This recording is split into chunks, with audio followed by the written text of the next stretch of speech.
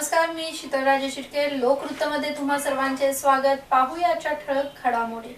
उपजिल्हाधिकारी अमोल कांबळे यांच्यावर गुन्हा. मराठा मोर्चेकरांना टोल फ्री. पोलीस प्रमुखांचा निर्णय. शाहूपुरीकरांचा जीवन प्राधिकरणासमोर ठिय्या. विस्कळीत पाणी पुरवठ्यामुळे विकास आघाडीच्या सदस्यांनी अभियंत्याला धरले धारेवर. शाहरुख खानचा चित्रपट सांगलीत सिटी प्राईड येथे प्रदर्शित झाल्याबद्दल त्याच्या फॅन्सने केला जल्लोष. कांद्याची आवक वाढूनही भाव तेजीत. घाऊक बाजारपेठेत 28 रुपये किलोने दर. भंगारातून जिल्हा परिषदेला मिळाले 93,000चे उत्पन्न. 15 वर्षांचे निघाले साहित्य. आणि तरुणाईला वेध लागले आहेत फ्रेंडशिप डेचे. आकर्षित ग्रीटिंग्स व भेटवस्तूंमुळे बाजारपेठ सजली. बातमीपत्र सविस्तर. खटाव तालुक्यातील खरीप पीक नुकसान भरपाईच्या निधी वाटपात 2,93,00,000 रुपयांचा अपहार केल्याप्रकरणी तात्काळ तहसीलदार अमोल कांबळे यांच्या विरोधात वडूज पोलीस ठाण्यामध्ये गुन्हा दाखल करण्याची प्रक्रिया सध्या सुरू आहे. या अपहार प्रकरणाचा सविस्तर अहवाल जिल्हाधिकारी श्वेता सिंघल यांनी पुण्याच्या महसूल आयुक्तांकडे पाठवला होता. त्यानंतर या अहवालाची पडताळणी होऊन वरिष्ठ पातळीवरून सूत्रे फिरली.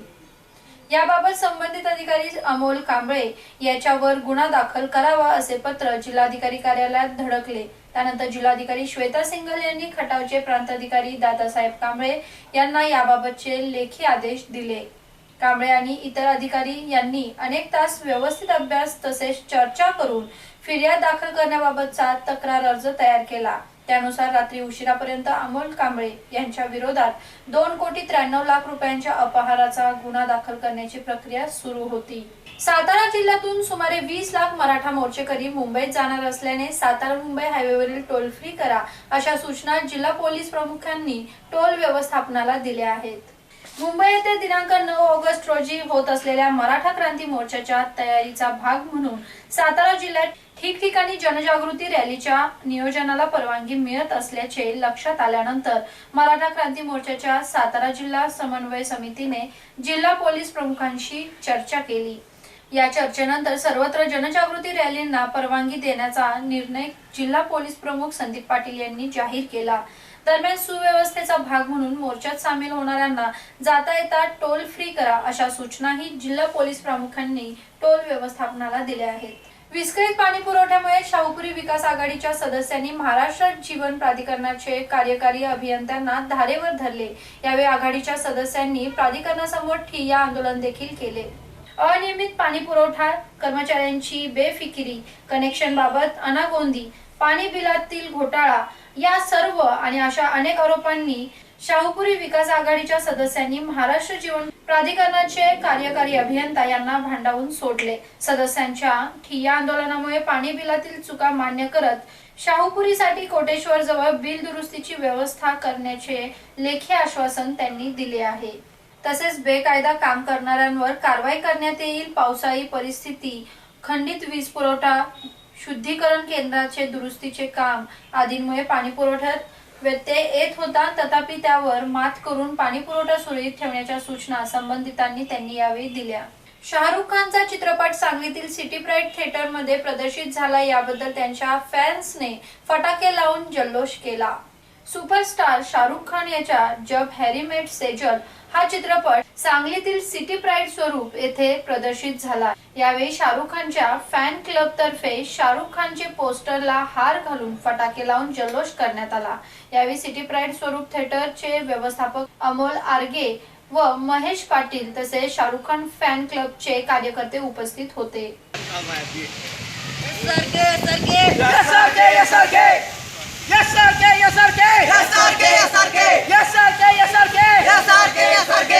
सध्या कांद्याची आवक 1,960 टन झाली आहे, पण तरीही कांद्याचा दर अजूनही तेजीतच आहे. सध्या कांद्याचा दर 28 रुपये किलो चालू आहे.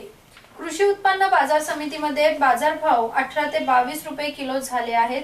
वाढती मागणी असल्याने आवक वाढली. अचानक वाढलेल्या भावामुळे किरकोळ विक्रेत्यांनीही भाव वाढवले. हलक्या दर्जाचा कांदा 25 व चांगल्या दराचा कांदा सध्या 35 रुपये किलोने विकला जात आहे. कांद्याची आवक वाढूनही भाव तेजीतच असल्यामुळे अजूनही ग्राहकांच्या डोळ्यात पाणीच येत आहे. जिल्हा परिषदेच्या सर्व विभागातील सुमारे 15 वर्षांपूर्वीचे निरुपयोगी भंगार साहित्य पडून होते. त्याची लिलाव प्रक्रिया राबवण्यात आली. त्यातून जिल्हा परिषदेला 93,000 रुपयांचे उत्पन्न मिळाले आहे. मुख्य कार्यकारी अधिकारी डॉक्टर राजेश देशमुख यांनी त्याचा लिलाव करण्याचा निर्णय घेतला। या साहित्यांची अंदाजे किंमत 84,000 इतकी होती। अतिरिक्त मुख्य कार्यकारी अधिकारी पांडुरंग पाटील, कार्यकारी अभियंता SR पाटील, लेखा अधिकारी विठ्ठल चव्हाण, उपअभियंता VV साळुंके यांच्या उपस्थितीत ही लिलाव प्रक्रिया राबवण्यात आली। यात जिल्हा परिषदेला 93,000चे उत्पन्न मिळाले आहे। सध्या तरुणाईला वेध लागले आहेत ते म्हणजे फ्रेंडशिप डेचे। या दिवसाच्या पार्श्वभूमीवर बाजारपेठेत फ्रेंडशिप बँड, ग्रीटिंग्स व भेटवस्तू दाखल झाल्या आहेत। फ्रेंडशिप डे निमित्ताने मैत्रीचा संदेशाची देवाणघेवाण करण्यासाठी सध्या बाजारपेठेत ग्रीटिंग्स दाखल झाले आहेत। या ग्रीटिंग्सला तरुणाईकडून चांगलीच मागणी येत आहे। मराठी, इंग्रजी भाषेतील ग्रीटिंग्स बाजारात मोठ्या प्रमाणात विक्रीसाठी आले आहेत। या दोन्ही प्रकारच्या ग्रीटिंग्सना महाविद्यालयीन तरुणांकडून चांगली मागणी असल्याचे विक्रेते सांगत आहेत। तसेच चांगल्या मैत्रीविषयी मनात आपुलकीची भावना नेहमीच असते, पण ती आपण नेहमी बोलत नाही। पण जेव्हा अशा मैत्रीचा उजाळा देणारा एखादा खास दिवस येतो तेव्हा मात्र काहीतरी सांगितल्याशिवाय राहत नाही। फ्रेंडशिप डे मुळे फ्रेंडशिप बँडची खरेदी करताना विविध दुकानात सध्या तरुणाई मग्न असलेली दिसत आहे। सध्या सोशल मीडियावर संदेशांची देवाणघेवाण होतच असते, पण शुभेच्छा पत्रकाबरोबरच friendship belt, friendship roll, photo frame, coffee mug तसेच शुभेच्छा पत्रे, ब्रेसलेट, अंगठी, images, colour ring, thumb ring याही विविध वस्तूंसाठी गर्दी झालेली दिसत आहे। आता पाहूयात महाराष्ट्र शासनाच्या बातम्या। लेजिस्लेटिव्ह फेलोज प्रोग्राम अंतर्गत अमेरिकेच्या शिष्टमंडळानं मुख्यमंत्री देवेंद्र फडणवीस यांची विधान भवनात भेट घेऊन महाराष्ट्र विधानमंडळाबाबत माहिती जाणून घेतली। शिष्टमंडळात श्रीलंकेचे माजी खासदार श्रीरंगा जयरत्नाम, अमेरिकेच्या लॉ लायब्ररी ऑफ काँग्रेसचे परकीय कायदे विशेषज्ञ तारिक अहमद आणि इतर मान्यवर सदस्यांचा समावेश होता। मुख्यमंत्र्यांनी शिष्टमंडळाला महाराष्ट्र विधानमंडळाची रचना, कार्यपद्धती, विधान परिषद अशा विविध विषयांबाबत माहिती दिली। गणेशोत्सवाच्या काळात कोकणात वाहतुकीची कोंडी टाळण्यासाठी पनवेल ते सावंतवाडी दरम्यान अवजड वाहनांना बंदी करण्यात आली आहे। गणेशोत्सवानिमित्त कोकणात जाणाऱ्या गणेश भक्तांचा प्रवास सुरळीत होण्याच्या दृष्टीने राष्ट्रीय महामार्ग क्रमांक 66 वर हे निर्बंध असतील।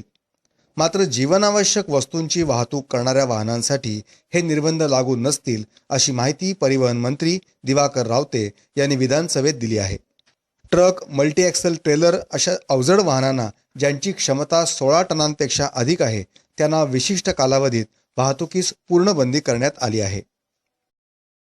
माहिती आणि जनसंपर्क महासंचालनालय निर्मित जय महाराष्ट्र कार्यक्रमात राज्याचे सामाजिक न्याय मंत्री राजकुमार बडोले यांची सामाजिक न्याय विभागाच्या लोककल्याणकारी योजना या विषयावरची मुलाखत दूरदर्शनच्या सह्याद्री वाहिनीवर प्रसारित होईल। क्रांतिसिंह नाना पाटील यांचं कार्यकर्तृत्व तरुणांना देशभक्ती आणि सामाजिक कार्यासाठी प्रेरणादायी असल्याचं प्रतिपादन मुख्यमंत्री देवेंद्र फडणवीस यांनी केलं। क्रांतिसिंह नाना पाटील मंडई तरुण उत्कर्ष भाजीपाला व्यापारी मंडळ यांच्या वतीनं दादर भाजीपाला मंडई इथं क्रांतिसिंह नाना पाटील यांच्या जयंतीनिमित्त कार्यक्रमाचं आयोजन करण्यात आलं होतं। या प्रसंगी मार्गदर्शन करताना मुख्यमंत्री देवेंद्र फडणवीस बोलत होते। अहमदनगर जिल्ह्यात भारत राखीव पोलीस गट केंद्राच्या स्थापनेसाठी प्रशासकीय मान्यता तसंच आवश्यक त्या इतर सुविधांच्या निधीसाठी तातडीनं पाठपुरावा करावा असे निर्देश जलसंधारण, विमुक्त जाती, भटक्या जमाती, इतर मागासवर्ग आणि विशेष मागास प्रवर्ग कल्याण विभागाचे मंत्री आणि अहमदनगरचे पालकमंत्री प्राध्यापक राम शिंदे यांनी दिले। अहमदनगरमध्ये भारत राखीव पोलीस गटाच्या केंद्र उभारणी संदर्भात राम शिंदे यांनी आढावा घेतला। पुन्हा एकदा पाहूया आजच्या ठळक घडामोडी। उपजिल्हाधिकारी अमोल कांबळे यांच्यावर गुन्हा, मराठा मोर्चेकरांना टोल फ्री, पोलीस प्रमुखांचा निर्णय, शाहूपुरीकरांचा जीवन प्राधिकरणासमोर ठिय्या, विस्कळीत पाणी पुरवठ्यामुळे विकास आघाडीच्या सदस्यांनी अभियंत्याला धरले धारेवर, शाहरुख खानचा चित्रपट सांगलीत सिटी प्राईड येथे प्रदर्शित झाल्याबद्दल त्याच्या फॅन्सने केला जल्लोष, कांद्याची आवक वाढूनही भाव तेजीत, घाऊक बाजारपेठेत 28 रुपये किलोने दर, भंगारातून जिल्हा परिषदेला मिळाले 93,000चे उत्पन्न, 15 वर्षांचे निघाले साहित्य आणि तरुणाईला वेध लागले आहेत फ्रेंडशिप डेचे आकर्षित ग्रीटिंग्स व भेटवस्तूंमुळे बाजारपेठ सजली। हे होते आजचे लोकवृत्त। उद्या पुन्हा भेटूया पुढील बातमीपत्रासह। तोपर्यंत नमस्कार।